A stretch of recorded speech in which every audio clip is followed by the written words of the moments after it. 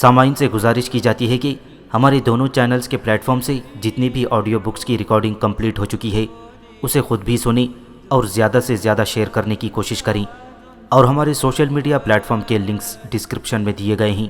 ہمیں سبسکرائب اور فالو ضرور کریں تاکہ آپ کو ضروری اپڈیٹس ملتے رہیں، اور ہماری ٹیم کی فنانشیل سپورٹ کے لیے پیٹریون کے لنک ضرور چیک کریں۔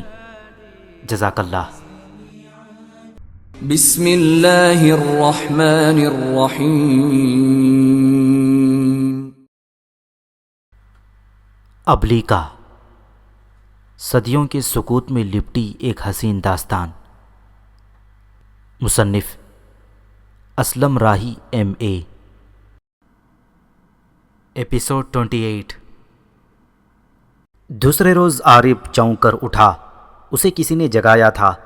اس نے اٹھ کر دیکھا، اس چبوترے پر 2 معمر مرد اور ایک نوخیز عمر اور حسین لڑکی زرق برق لباس میں ملبوس کھڑی تھی۔ عارف نے فوراً اپنے ساتھی لیٹے ہوئے یافان، بیوسا اور نبیتا کو بھی جگایا۔ پھر ان 2 مردوں میں سے ایک نے عارف سے کہا، میں اوشا دیوی کے مندر کا بڑا پجاری ہوں۔ میرے ساتھ بھارت شہر کے بادشاہ سورداس اور ان کی بیٹی داسیو ہے۔ میں اوشا دیوی کے مندر کا بڑا پجاری ہوں۔ میرے ساتھ بھارت شہر کے بادشاہ سورداس اور ان کی بیٹی داسیو ہے۔ یہ وہی بادشاہ ہے جسے ہڑپا کے بادشاہ انوس نے شکست دی تھی۔ تم لوگ کون ہو، اور لوہے کے اس پنجرے میں جو تم نے اس نوجوان کو بند کر رکھا ہے، اس کی کیا حقیقت ہے؟ عارف، بیوسا، نبیتا اور یافان کھڑے ہو گئے۔ پھر عارف نے پجاری کو مخاطب کر کے نرمی سے پوچھا، اے پجاری، تیرا نام کیا ہے؟ میرا نام بھریگ ہے، پجاری نے بلا تامل جواب دیا۔ بھارت کی سلطنت کا یہ بڑا پجاری تھا۔ گزشتہ صفحات میں اس کے حالات گزر چکے ہیں۔ عارف نے اس بار سورداس کی طرف دیکھا اور کہا، اے بادشاہ، میرا نام عارف ہے۔ میرے اس نقاب پوش ساتھی کا نام یافان ہے، اور یہ دونوں میری بہنیں بیوسا اور نبیتا ہیں۔ ہمارا تعلق مصر کی سرزمین سے ہے۔ یہ جوان جو پنجرے میں بند ہے، اس کا نام یوناف ہے۔ اس کی حقیقت یہ ہے کہ کسی کی اگر کوئی حاجت ہو تو وہ آ کر پہلے اسے پتھر مارے، پھر وہ حاجت ہم چاروں میں سے کسی سے آ کر کہے تو اس کی وہ حاجت فوری طور پر پوری ہو جائے گی۔ بادشاہ سورداس کچھ کہنے ہی والا تھا کہ اس سے پہلے اس کی بیٹی داسیو بول پڑی، ایسا ہونا تو ناممکن ہے۔ عارف گہری ہنسی ہنس دیا، کیوں نہیں ہو سکتا؟ ایسا ممکن ہے، آپ آزما کر دیکھ لیں۔ داسیو نے کہا، میں نے اس وقت نیلے رنگ کے کپڑے پہنے ہوئے ہیں۔ اگر میں اس جوان کو پتھر مار کر تم سے کہوں کہ میرا لباس ہرے رنگ کا ہو جائے تو کیا ایسا ممکن ہے؟ بالکل ممکن ہے، آپ اسے پتھر ماریں اور آزما لیں۔ عارف نے داسیو کی طرف دیکھ کر بڑے وثوق سے کہا۔ حسین داسیو چبوترے سے نیچے اتری، ایک پتھر اٹھا کر اوپر آئی اور زور سے یوناف کو دے مارا۔ پھر عارف نے کہا، لو، میرے اس نیلے لباس کو ہرا کر دو۔ عارف فوراً اپنی سری قوتوں کو عمل میں لایا اور داسیو کا لباس نیلے سے ہرا ہو گیا۔ داسیو خوشی سے چلا اٹھی، کیا کمال ہے جو لمحوں میں رونما ہوا ہے۔ داسیو خاموش ہوئی تو عارف نے سورداس کو مخاطب کر کے کہا، اے بادشاہ، کیا یہ ممکن ہے کہ پنجرے میں یہ بند نوجوان یوناف یہیں رہے اور لوگ اسے پتھر مار کر اپنی حاجات پوری کرتے رہیں، اور میں اپنی دوست یافان اور اپنی دونوں بہنوں بیوسا اور نبیتا کے ساتھ اس مندر میں رہائش کر لوں؟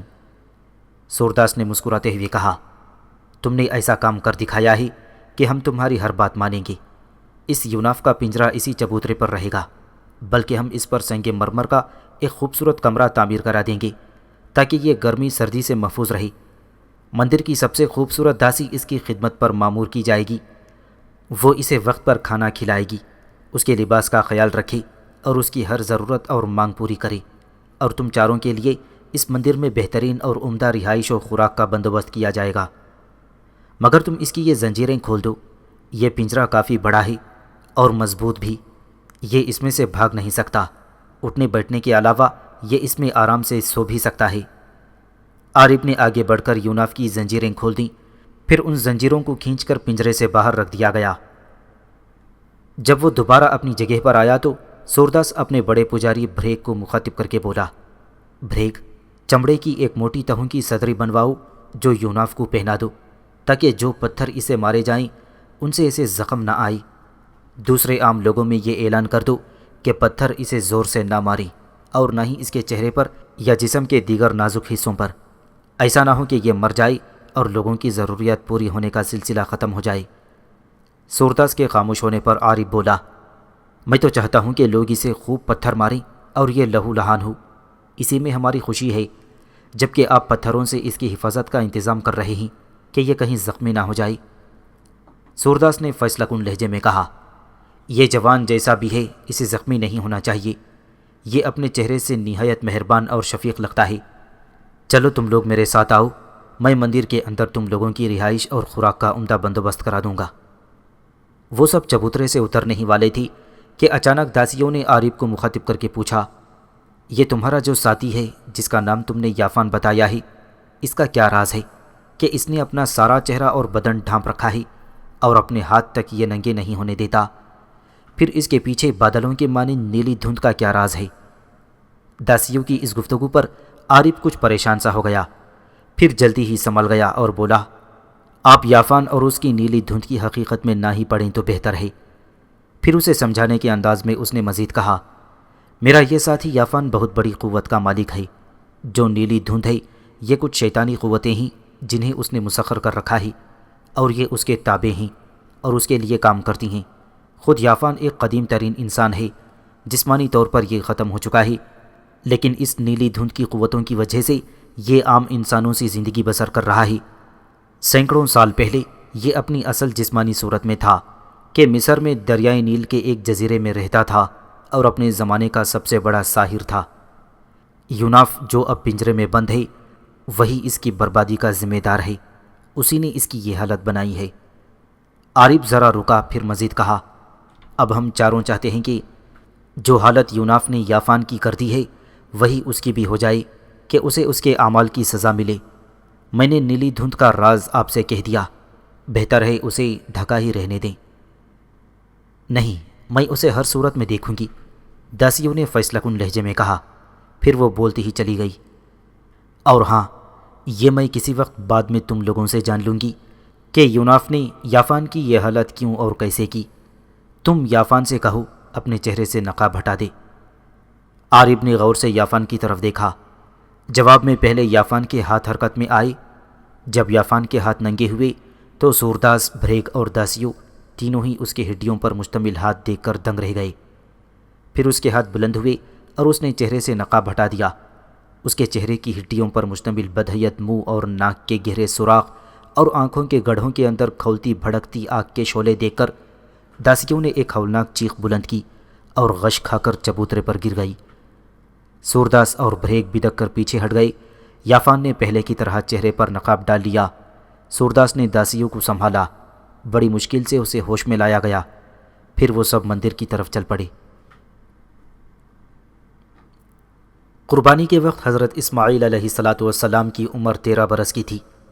اپنے اور اپنی والدہ ماجدہ کے رہنے کے لیے جہاں آج عین کعبۃ اللہ ہے، اب انہوں نے وہاں ایک سادہ سی جھونپڑی بنا لی تھی، اور جہاں حتیم کعبہ ہے وہاں انہوں نے اپنی بھیڑ بکریوں کے لیے باڑا سا بنا لیا تھا۔ اپنی روزی کے لیے زیادہ تر آپ شکار کرتے اور آپ کی گزر اوقات زیادہ تر گوشت اور پانی پر تھی۔ جب اسماعیل علیہ السلام 15 برس کے ہوئے تو آپ کی والدہ ماجدہ حضرت حاجرہ علیہ السلام انتقال فرما گئیں۔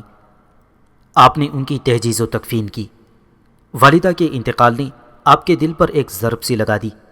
باپ کے سایہ عاطفت اور پدری شفقتوں سے آپ پہلے ہی دور تھے، اب جو محبت کرنے والی ماں بھی جدا ہو گئیں تو آپ دل برداشتہ ہو گئے اور فیصلہ کر لیا کہ حجاز کی سرزمین سے نکل کر اپنے والد محترم حضرت ابراہیم علیہ السلام کے پاس فلسطین چلے جائیں۔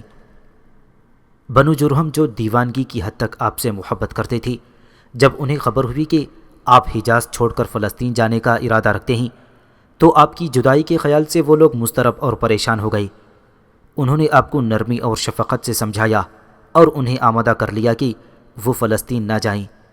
پھر بنو جرہم کے سرکردہ لوگوں نے باہم صلاح مشورہ کیا اور اپنے سردار سعید بن اسامہ کی بیٹی عمارہ بنت سعید سے آپ کی شادی کر دی۔ اس طرح آپ نے مستقل طور پر مکہ مکرمہ میں رہائش اختیار کر لی۔ حضرت ابراہیم علیہ السلام حسب سابق جب اپنے بیٹے حضرت اسماعیل اور بیوی حضرت حاجرہ سے ملنے کے لیے آئے تو دنیا ہی بدلی ہوئی تھی۔ آپ حضرت اسماعیل کے جھونپڑے میں داخل ہوئے تو اندر حضرت اسماعیل کی بیوی عمارہ بیٹھی تھی۔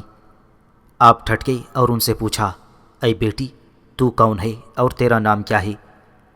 میرا نام عمارہ ہے اور میں اسماعیل کی بیوی ہوں، عمارہ نے بے رخی سے جواب دیا۔ حضرت ابراہیم نے پیار، محبت اور نرمی سے پوچھا، اے بیٹی، اسماعیل کی والدہ ہاجرہ کہاں ہیں؟ عمارہ کا لہجہ پھر سخت تھا، وہ فوت ہو چکی ہیں۔ یہ خبر حضرت ابراہیم پر بجلی بن کر گری تھی۔ آپ ایک قریبی گھاٹ پر بیٹھ گئے، آپ کی گردن غم سے جھک گئی، عمامے کے پیچ ڈھیلے ہو کر آپ کے شانوں پر بکھر گئے۔ کچھ دیر بعد آپ سنبھلے، اپنے عمامے کو درست کیا، عمارہ کی طرف دیکھا اور پوچھا، اے بیٹی، اسماعیل کہاں ہیں؟ عمارہ نے جواب دیا، وہ روزی کی تلاش میں شکار کرنے گئے ہیں۔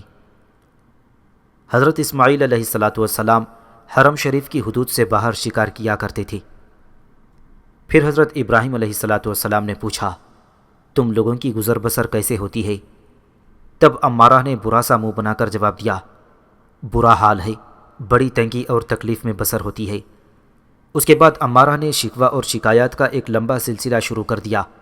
اس کے خاموش ہونے پر آپ نے پوچھا، کیا میری مہمان نوازی کے لیے گھر میں کھانے پینے کی کوئی چیز ہے؟ عمارہ نے صاف انکار کر دیا، ایک مہمان کے لیے اس گھر میں کھانے پینے کی کوئی چیز کیسے ہو سکتی ہے؟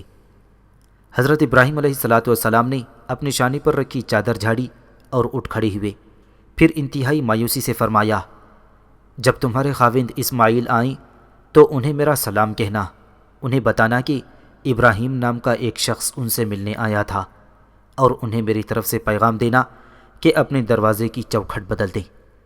اس کے ساتھ ہی آپ رخصت ہو گئے۔ چند یوم کے بعد حضرت اسماعیل علیہ السلام جب شکار سے لوٹے اور اپنے جھونپڑے میں داخل ہوئے تو آپ کو مانوسی کیفیت محسوس ہوئی۔ آپ نے اپنے آپ سے کہا، آہ، یہ تو میرے والد کی خوشبو ہے۔ پھر آپ نے اپنی بیوی عمارہ سے پوچھا، میری غیر موجودگی میں کوئی آیا تھا؟ عمارہ نے کہا، ایک عمر رسیدہ بزرگ آئی تھی، آپ کا دریافت کیا۔ میں نے کہا شکار پر گئے ہیں۔ انہوں نے گزر بسر کے متعلق پوچھا کہ کیسی ہے؟ میں نے کہا تنگی اور پریشان حالی ہے۔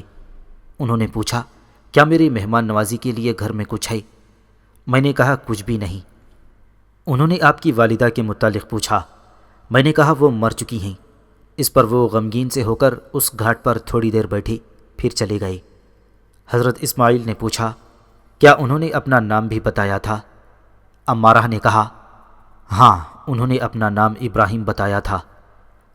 حضرت اسماعیل نے اس بار بے چین ہو کر پوچھا، کیا وہ میرے نام کوئی پیغام بھی دے گئے ہیں؟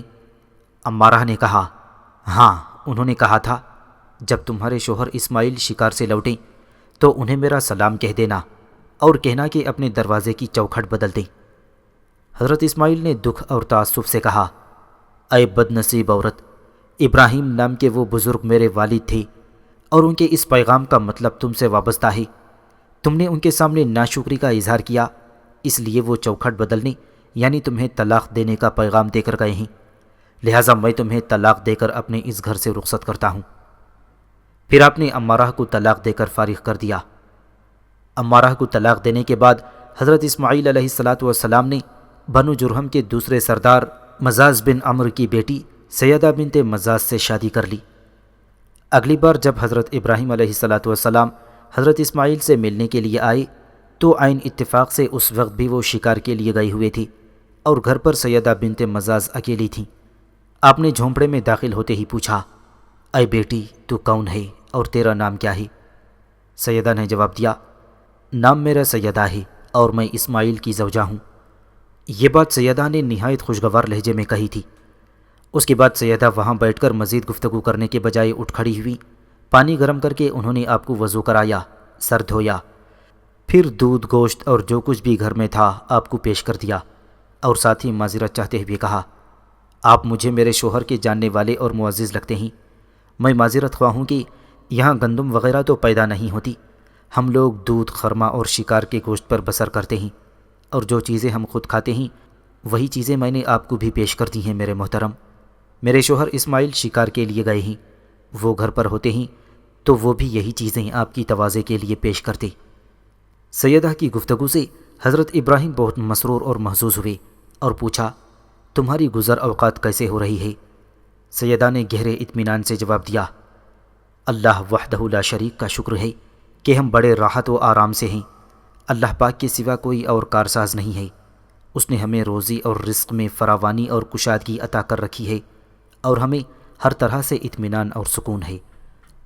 حضرت ابراہیم علیہ السلام نے پوچھا، تم لوگوں کی خوراک کیا ہے؟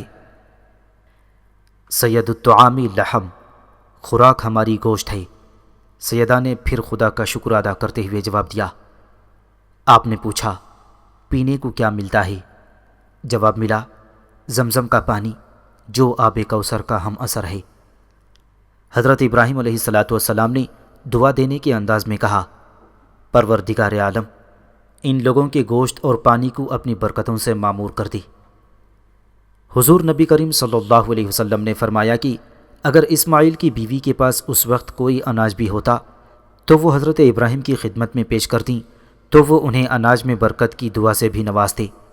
یہ حضرت ابراہیم علیہ السلام کی دعا ہی کا کرشمہ ہے کہ مکہ مکرمہ کے لوگ گوشت اور پانی پر بڑی عمدگی سے گزر بسر کر لیتے ہیں، جبکہ دوسرے لوگ فقط ان دو اشیاء پر گزارا نہیں کر سکتے۔ پھر آپ اٹھ کھڑے ہوئے اور سیدہ سے کہا، دیکھ بیٹی، جب تیرے شوہر اسماعیل شکار سے لوٹیں تو انہیں میرا سلام کہنا اور بتانا کہ ایک شخص ابراہیم نام کا آیا تھا اور تمہارے نام پیغام دے گیا ہے کہ اپنی چوکھٹ کو قائم اور آباد رکھنا، اسے تبدیل نہ کریں۔ پیغام دے کر آپ وہاں سے چلے گئے۔ سیدنا اسماعیل علیہ السلام جب شکار سے لوٹے تو جھونپڑے میں آپ کو حضرت ابراہیم کی مخصوص خوشبو پائی اور بےتاب ہو کر اپنی بیوی سیدہ سے پوچھا، کیا گھر پر کوئی آیا تھا؟ نیک دل بیوی نے جواب دیا، آپ کے بعد ایک بزرگ تشریف لائی جن کا چہرہ بے مثال حسین و جمیل تھا اور ان کے بدن سے عنبر کو شرما دینے والی روح پرور خوشبو آتی تھی۔ سیدہ کہتی چلی گئیں، ان کی مہک سے ہمارا گھر بھر گیا۔ میں نے اس مہمان ذیشان کی مقدر بھر خدمت کی، انہیں گوشت کھلایا، دودھ پلایا، ان کا سر دھویا، اور وہ اس پتھر کی طرف دیکھیے، اپنا سر دھلاتے وقت انہوں نے اس پر اپنے پاؤں رکھے تھے، اس پتھر پر اب بھی ان کے پاؤں کے نشانات ہیں۔ یہ پتھر حضرت اسماعیل علیہ السلام نے سنبھال کر رکھ لیا تھا اور تعمیر کعبہ کے وقت حضرت ابراہیم علیہ السلام کو پیش کیا۔ اس پر کھڑے ہو کر آپ تعمیر کا کام کرتے تھے، اس پر آپ کے پیروں کے نشانات پڑ گئے تھے۔ یہ پتھر آج کل مقام ابراہیم ہے۔ حضرت اسماعیل علیہ السلام نے پوچھا، انہوں نے اپنا نام کیا بتایا تھا اور جاتے وقت انہوں نے میرے نام کوئی پیغام بھی دیا تھا یا نہیں؟ سیدہ نے جواب دیا، انہوں نے اپنا نام ابراہیم بتایا تھا اور کہا تھا کہ جب اسماعیل آئیں تو انہیں میرا سلام کہنا اور یہ پیغام دینا کہ اپنی چوکھٹ قائم اور آباد رکھیں، اسے تبدیل نہ کریں۔ حضرت اسماعیل علیہ السلام نے خوشی کا اظہار کرتے ہوئے کہا، اے نیک بخت عورت، وہ بزرگ میرے والد تھے اور جاتے وقت تیرے حق میں دعا کر گئے ہیں۔ دیکھ، میرا رب تجھے اس گھر میں آباد رکھے گا اور نیک اولاد سے نوازے گا۔ یہ حضرت ابراہیم علیہ السلام کی دعا تھی کہ اللہ نے آپ کو 12 بیٹے عطا کیے جن کے نام یہ ہیں: نابت، قائدہ، اوبیل، مسا، تیمہ، لیتور، نافش، حداو، دوام، دھوما، شمع اور مہبم۔ حضرت ابراہیم علیہ السلام اپنے بیٹے حضرت اسماعیل سے ملنے آتے رہے، پھر دونوں باپ بیٹے نے مل کر اللہ کے حکم پر خانہ کعبہ کی تعمیر کی، پھر مکہ شہر خوب آباد ہو گیا۔ خانہ کعبہ کی تعمیر کے بعد حضرت ابراہیم علیہ السلام ابھی مکہ میں ہی مقیم تھے کہ ذوالقرنین یعنی ابو بکر بن سمی بن عمر بن افریقہ شامیری پیادہ پا حج کے لیے مکہ پہنچے۔ حضرت ابراہیم علیہ السلام کو جب ان کے آنے کی خبر ہوئی تو آپ نے مکہ شہر سے باہر نکل کر ذوالقرنین یعنی ابو بکر بن سمی کا استقبال کیا۔ حضرت ابراہیم علیہ السلام نے ان کے لیے دعا بھی کی اور کچھ وصیتیں اور نصیحتیں بھی فرمائیں۔ ان کے ہمراہ آپ نے خانہ کعبہ کا طواف کیا اور قربانی دی۔ اس وقت تک ذوالقرنین نے دنیا کے وسیع علاقوں کو فتح کر لیا تھا۔ مشرق و مغرب میں دور دور تک فتوحات حاصل کرنے کے علاوہ انہوں نے شمال میں بھی یاجوج ماجوج کے علاقوں تک زمین کو تسخیر کر لیا۔ بئر سماع کے سلسلے میں ابراہیم کا جو تنازع کھڑا ہوا تھا اس کا فیصلہ بھی ذوالقرنین نے حضرت ابراہیم علیہ السلام کے حصے میں دیا۔ اطراف و اکناف کے اکثر بادشاہ انہیں خراج ادا کرتے رہے۔ وقت گزرتا رہا۔ اسحاق علیہ السلام بھی اب جوان ہو چکی تھی۔ ان دنوں حضرت ابراہیم اپنے اہل خانہ کے ساتھ فلسطین میں جرون کے مقام پر مقیم تھی۔ یہیں پر حضرت سارہ 127 برس کی عمر میں انتقال فرما گئیں۔ اس علاقے میں ایک طاقتور قبیلہ آباد تھا جس کا نام بنی حت تھا، اور وہاں کی ساری سرزمین ان کی ملکیت میں تھی۔ حضرت ابراہیم نے بنی حت کے سرکردہ لوگوں کو جمع کیا اور انہیں خطاب کرتے ہوئے فرمایا، اے بنی حت، تم جانتے ہو میری بیوی مر گئی ہے، اور تم لوگوں کو یہ بھی معلوم ہے کہ میں تم لوگوں کے اندر پردیسی ہوں، اور یہاں زمین کا کوئی ٹکڑا ایسا نہیں جو میری ملکیت ہو اور اس کے اندر میں اپنی بیوی کو دفن کروں۔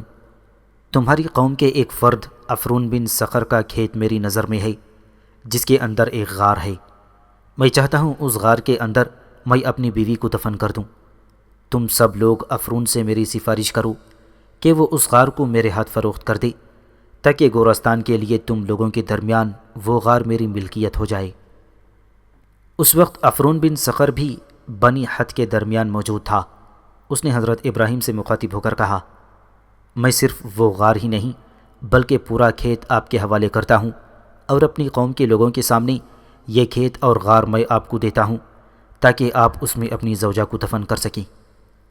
حضرت ابراہیم نے خوش ہو کر فرمایا، اگر تو یہ کھیت مجھے دینے پر رضامند ہے تو سن، میں تجھے اس کی قیمت ادا کروں گا، اور جب تک تو اس کی قیمت مجھ سے نہ لے گا میں اپنی بیوی کو دفن نہ کروں گا۔ عفرون مان گیا اور کہا، اے ابراہیم، وہ کھیت چاندی کے 400 مسقال کا ہے۔ آپ نے اسے تول کر اتنی مالیت کی چاندی دے دی جتنی اس نے مانگی تھی۔ سو عفرون کا وہ کھیت اور اس کے اندر کا غار جو مغفلہ کے نام سے مشہور تھا، اور اس غار کے اندر جو درخت تھے، سب آپ کی ملکیت ہو گئے۔ اس کے بعد آپ نے حضرت سارہ کو مغفلہ نام کے اس غار کے اندر دفن کر دیا۔ اب آپ کی ایک ہی بیوی تھی جس کا نام قطورہ تھا، آپ کی خدمت کے لیے رہ گئی تھی۔ خداوند قدوس نے حضرت ابراہیم علیہ السلام کو ہر کام میں برکت دے رکھی تھی۔ وقت گزرتا رہا۔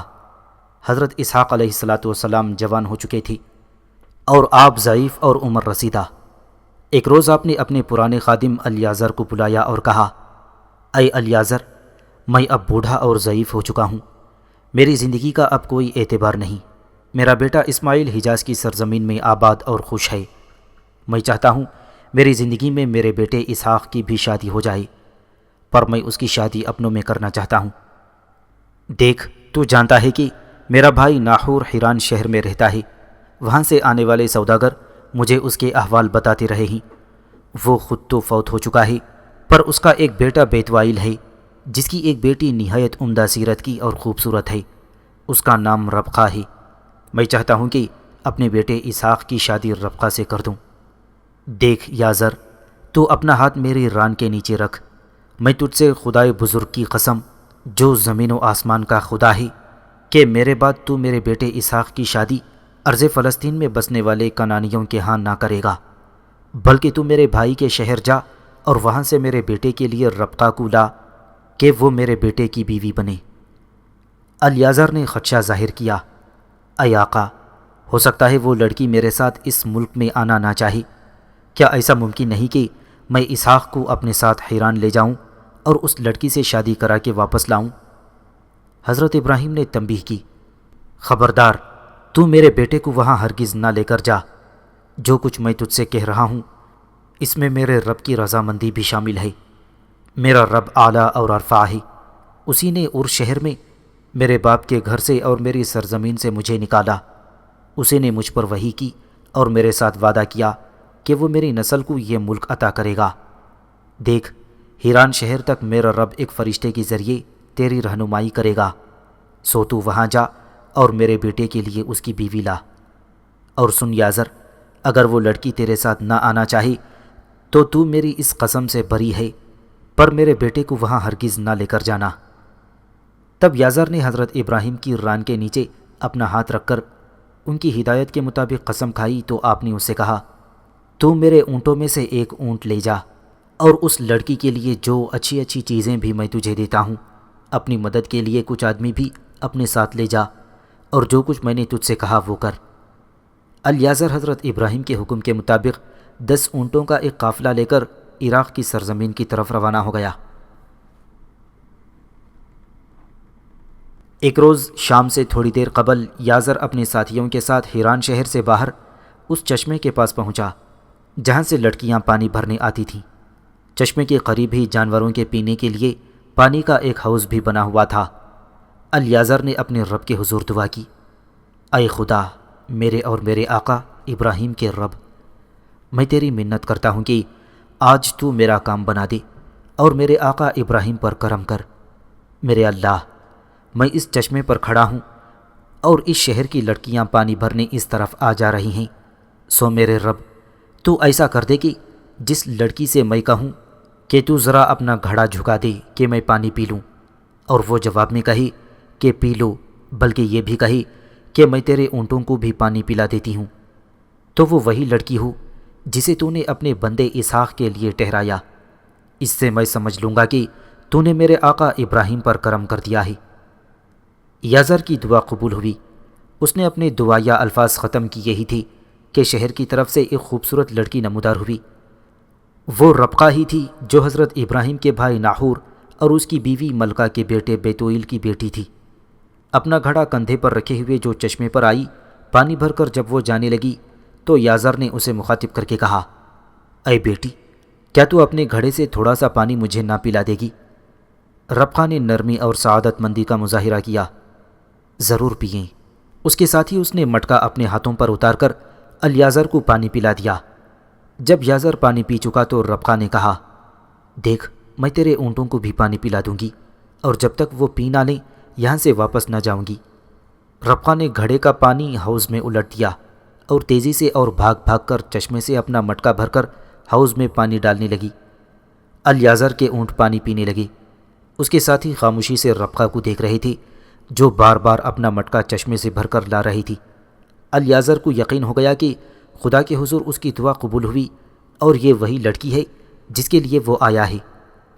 جب سارے اونٹ پانی پی چکے اور ربقہ نے اپنا مٹکا بھر لیا تو الیازر نے اپنی چرمی خرجین سے نصف مسقال سونے کی ایک نتھ اور 10 مسقال سونے کے 2 ٹکڑے ربقہ کے لیے نکالے اور اس سے پوچھا، بتا تو صحیح تیرا نام کیا ہے بیٹی؟ تو کس کی بیٹی ہے اور تیرے باپ کے گھر میں ہمارے رہنے کی کوئی جگہ ہے؟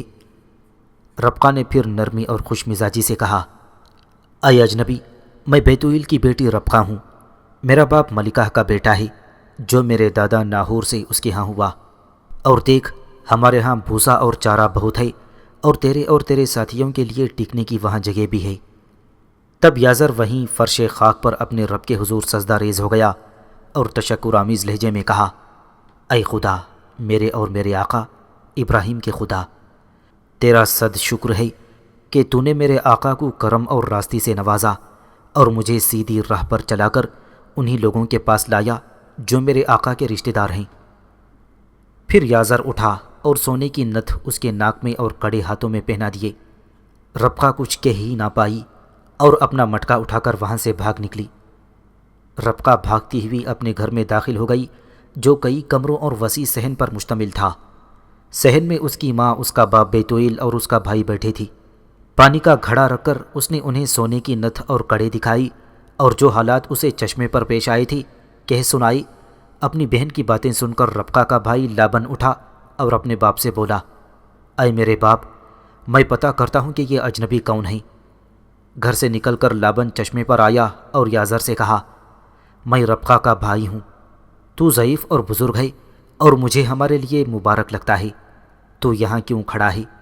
اپنے ساتھیوں کے ساتھ ہمارے ہاں چل، وہاں تیرے ساتھیوں اور تیرے اونٹوں کے لیے کافی جگہ ہے۔ لابن یازر اور اس کے ساتھیوں کو گھر لایا اور ان سب کو مہمان خانے میں ٹھہرایا۔ ان کے اونٹوں کو چارہ ڈالا، پھر باپ بیٹے نے ان کو کھانا پیش کیا۔ یازر نے کہا، جب تک میں اپنا مطلب اور وہ غرض بیان نہ کر لوں جس کے لیے میں یہاں آیا ہوں، میں کھانا نہ کھاؤں گا۔ دیکھ میرے محترم میزبانوں، میں بیتوئیل کے باپ ناحور کے بھائی ابراہیم کا خادم ہوں۔ خدا نے میرے آقا کو بڑی برکت دے رکھی ہے اور میرے آقا اس وقت بڑے خوشحال ہیں۔ خدا نے انہیں بھیڑ بکریاں، گائیں، بیل، سونا چاندی، لونڈی، غلام اور گدھے، اونٹ خوب بخشے ہیں۔ اور میرے آقا کی بیوی سارہ جب بوڑھی ہو گئیں تو ان کے ہاں ایک بیٹا ہوا اور میرے آقا نے اپنا سب کچھ اسے دے دیا۔ سارہ اب فوت ہو چکی ہیں، اور دیکھ بیتویل، وہ معزز خاتون سارہ تیری ماں ملکہ کی بہن اور تیری خالہ تھیں۔ سو میرے آقا ابراہیم نے مجھے قسم دے کر کہا کہ میں ان کے بیٹے اسحاق کی شادی کنانیوں میں نہ کروں، اور حکم دیا کہ حیران شہر میں ان کے بھائی کے ہاں جاؤں اور وہاں سے ان کے بیٹے کے لیے بیوی لے کر آؤں۔ پھر یازر نے چشمے کے پاس آ کر دعا کرنے اور ربقہ سے ملاقات کے واقعات تفصیل سے سنا ڈالے۔ اپنی بات ختم کر کے یازر نے کہا، سو اب اگر تم کرم اور راستی سے میرے آقا کے ساتھ پیش آنا چاہتے ہو تو پھر میں بیٹھوں گا، اور اگر تم لوگوں کو یہ معاملہ منظور نہیں تو پھر میں یہاں سے کوچ کر جاؤں گا۔ ربقہ اور اس کی ماں بھی وہیں موجود تھیں اور بڑے غور سے یہ ساری گفتگو سن رہی تھیں۔ بیتویل نے کہا، دیکھ، ہم تجھے اقرار یا انکار نہیں کر سکتے۔ یہ ربقہ تیرے سامنے کھڑی ہے، اسے لے جا اور خدا کے وعدے کے مطابق اسے اپنے آقا کے بیٹے اور میرے باپ کے بھائی ابراہیم کے فرزند اسحاق سے بیاہ دے۔ جب یازر نے ایسی مناسب اور منکسر المزاج گفتگو سنی تو وہ اپنے رب کے حضور سجدہ ریز ہو کر اس کا شکر ادا کرنے لگے۔ پھر اس نے اپنی چرمی خرجین کے اندر سونے چاندی کے زیورات اور عمدہ لباس نکال کر ربقہ کو دیے، اور بہت سی قیمتی اشیاء اس کے ماں باپ اور بھائی کو بھی پیش کیا۔ اس کے بعد اس نے اپنے ساتھیوں کے ساتھ وہاں کھایا پیا، سکون سے رات بسر کی، اور صبح کھانے کے بعد بیتویل سے کہا، اے میرے معزز میزبان، اب مجھے میرے آقا کی طرف روانہ ہونے دو۔ ربقہ کے ماں باپ اور بھائی نے آپس میں مشورہ کیا اور کہا، ربقہ کو کم از کم 10 روز اور ہمارے پاس رہنے دو، پھر تم اسے یہاں سے لے کر کوچ کر جانا۔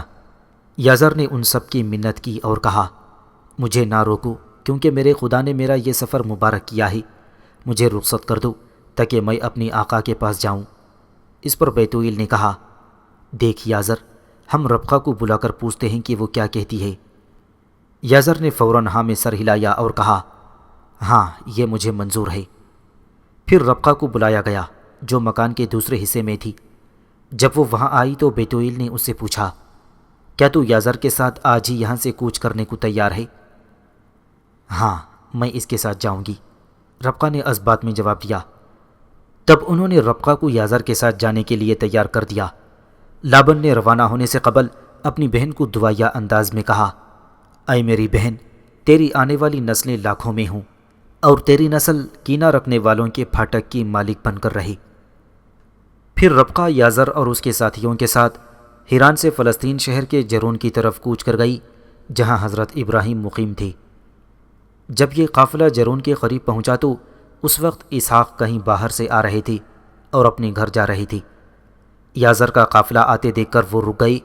جب یازر نے ان سے سلام کہا اور ان سے گفتگو کی تو ربقہ نے پوچھا، اے یازر، یہ کون ہے جسے تو نے سلام کیا ہے؟ یازر نے کہا، اے بیٹی، یہ میرے آقا ابراہیم کے فرزند اسحاق ہیں، اور انہی کے ساتھ تیری شادی ہونا طے پائی ہے۔ تب ربقہ نے فوراً چہرے پر نقاب ڈال لیا۔ یہ سارے واقعات توریت سے اخذ کیے گئے ہیں۔ پھر وہ قافلہ حضرت ابراہیم کی خدمت میں حاضر ہوا اور انہوں نے ربقہ اور اسحاق کی شادی کر دی۔ اس کے بعد حضرت ابراہیم علیٰ نبینا علیہ الصلاۃ والسلام تھوڑا ہی عرصہ زندہ رہے اور 175 برس کی عمر میں وفات پا گئے۔ آپ علیہ الصلاۃ والسلام کے سخت علیل ہونے کی اطلاع حضرت اسماعیل کو بھی کر دی گئی تھی، لہٰذا حضرت ابراہیم جب فوت ہوئے تو آپ کے دونوں بیٹے حضرت اسماعیل اور اسحاق آپ کے پاس موجود تھے۔ پھر حضرت ابراہیم کو مقفیلہ نام کی اسی غار کے اندر دفن کر دیا گیا جس میں حضرت سارہ کو دفن کیا گیا تھا۔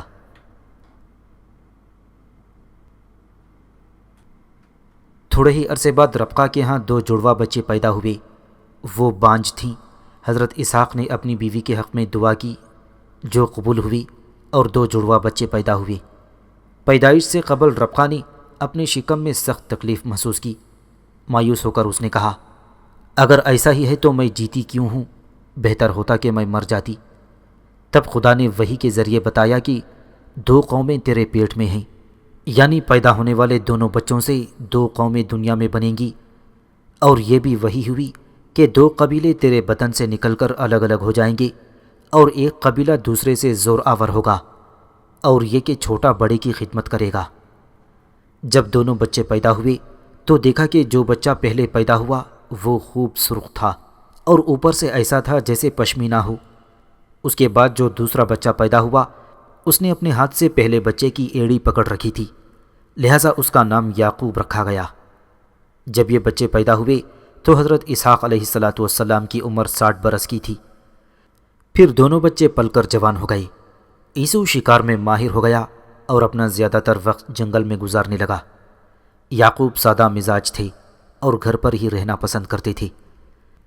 اسحاق عیسو سے زیادہ چاہتے تھے کیونکہ وہ انہیں شکار کا گوشت لا کر کھلاتا تھا، جبکہ ربقہ یعقوب سے زیادہ محبت کرتی تھی کیونکہ وہ ہر وقت ان کے پاس اور ان کے سامنے رہتے تھے۔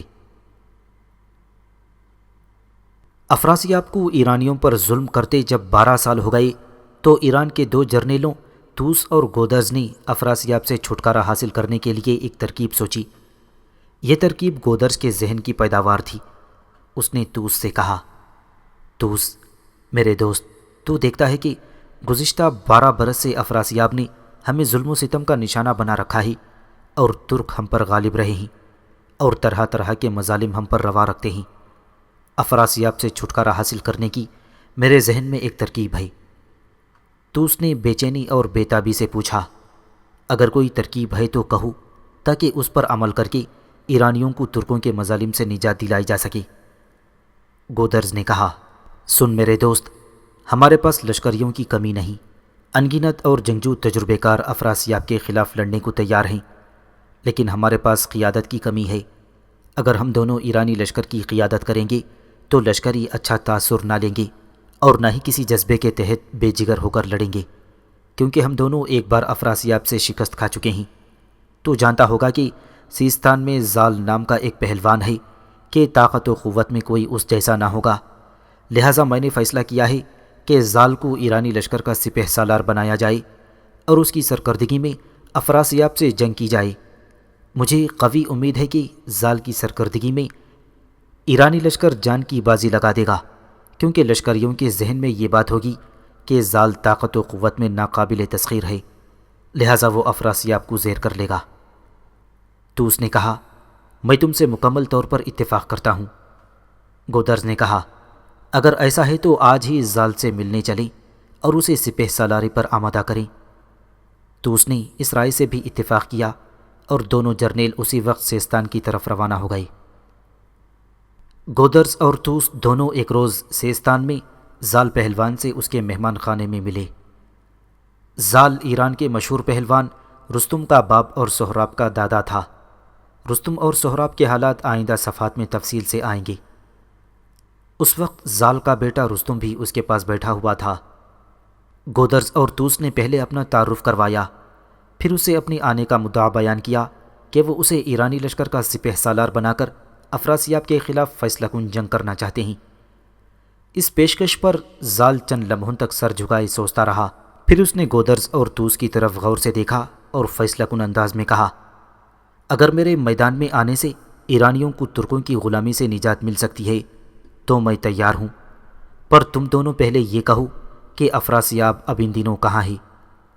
گودرز اور توس کے چہروں پر بے پایاں خوشیاں پھیل گئیں۔ پھر گودرز نے زال کو جواب دیتے ہوئے کہا، افراسیاب ان دنوں اپنے لشکر کے ساتھ رے شہر میں قیام کیے ہوئے ہے، اور میرا ارادہ ہے کہ ہم اپنے لشکر کے ساتھ اسے وہیں جالیں اور رے شہر سے باہر اس سے ایک فیصلہ کن جنگ کریں، اور یا تو جنگ کے دوران اسے ذلت کی موت مار دیں، اور اگر یہ نہیں تو پھر اسے ترکستان کی طرف بھاگنے پر مجبور کر دیں۔ زال نے جواب دیا، تم دونوں آج رات میرے ہاں مہمان رہو، کل میں تمہارے ساتھ یہاں سے افراسیاب کے خلاف حرکت میں آنے کے لیے کوچ کروں گا۔ گودرز اور توس نے وہ رات اس کے ہاں بسر کی اور دوسرے روز وہ اگبتانہ کی طرف روانہ ہو گئے، جہاں جا کر انہوں نے ایک جرار لشکر تیار کیا اور پھر افراسیاب سے جنگ کرنے کے لیے وہ رے شہر کی طرف روانہ ہو گئے۔ دوسری طرف افراسیاب کو بھی خبر ہو گئی، لہٰذا وہ اپنے لشکر کے ساتھ رے شہر سے باہر ایک کھلے میدان میں خیمہ زن ہو کر ایرانی لشکر کا انتظام کرنے لگا۔ زال، توس اور گودرز بھی اپنے لشکر کے ساتھ رے شہر سے باہر اس کھلے میدان میں افراسیاب کے لشکر کے سامنے خیمہ زن ہو گئی۔ ایرانی لشکر میں بڑا جوش و جذبہ تھا کیونکہ زال ان کا سپہ سالار تھا اور زال کو ایرانی ناقابل تسخیر اور انتہائی طاقتور سمجھتے تھی۔ دوسری طرف زال، گودرز اور توس کو بھی پورا یقین تھا کہ اول تو وہ افراسیاب کو قتل کر دیں گے اور اگر ایسا نہ کر سکے تو اسے ایران کی سرزمین سے نکال باہر کریں گے۔ عام جنگ شروع ہونے سے پہلے زال انفرادی جنگ کے لیے خود میدان میں اترنا چاہتا تھا۔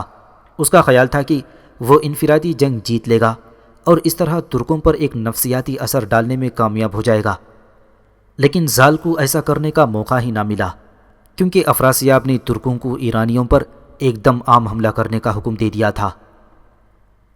ایرانیوں نے جوابی حملہ کیا اور ایک طرح سے انہوں نے ترکوں کے حملے کو روک دیا تھا، لیکن یہ عارضی مرحلہ تھا کیونکہ اس کے بعد ایرانیوں پر ترکوں کا زوردار اور متواتر دباؤ بڑھنے لگا۔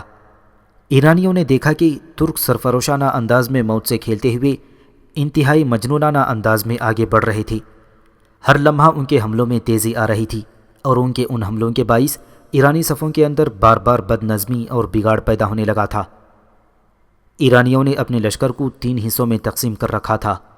وسطی حصہ زال کے پاس تھا، دایاں حصہ گودرز اور بایاں حصہ توس کی سرکردگی میں کام کر رہا تھا۔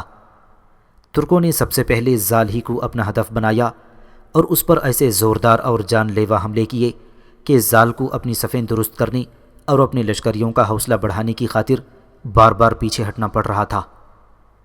ترکوں کو جب یہ یقین ہو گیا کہ انہوں نے زال کو صرف اپنے دفاع تک محدود کر دیا ہے تو انہوں نے ایسے ہی جان لیوا حملے گودرز اور توس پر شروع کر دیے۔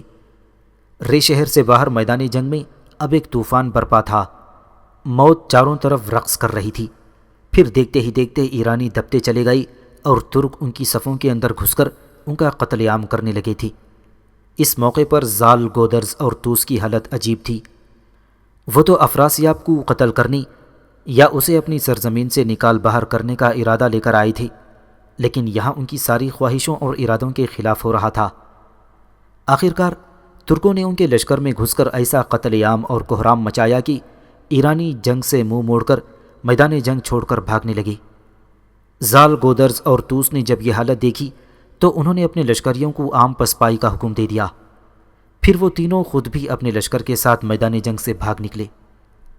زال، گودرز اور توس کی خوش قسمتی تھی کہ افراسیاب نے اپنے لشکر کے ساتھ ان کا تعاقب نہیں کیا، ورنہ وہ انہیں نئی ابتلا اور مصیبت سے دوچار کر سکتا تھا۔ افراسیاب کے تعاقب نہ کرنے کی وجہ سے وہ تینوں اپنے شکست خوردہ لشکر کے ساتھ اگبتانہ پہنچنے میں کامیاب ہو گئے۔ وہاں پہنچ کر تینوں مل بیٹھی اور اپنی شکست کے اسباب پر غور کرنے لگے۔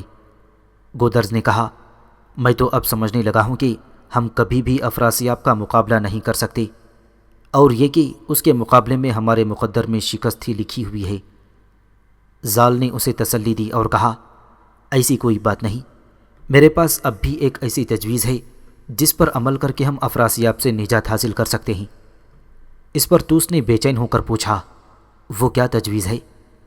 زال نے کہا، سنو میرے دوستوں، ہمیں سب سے پہلے شاہی خاندان کے کسی فرد کو ایرانی بادشاہ نوذر کا جانشین مقرر کر کے اس کی باقاعدہ تاج پوشی کے بعد پورے ایران میں اس کا اعلان کرا دینا چاہیے۔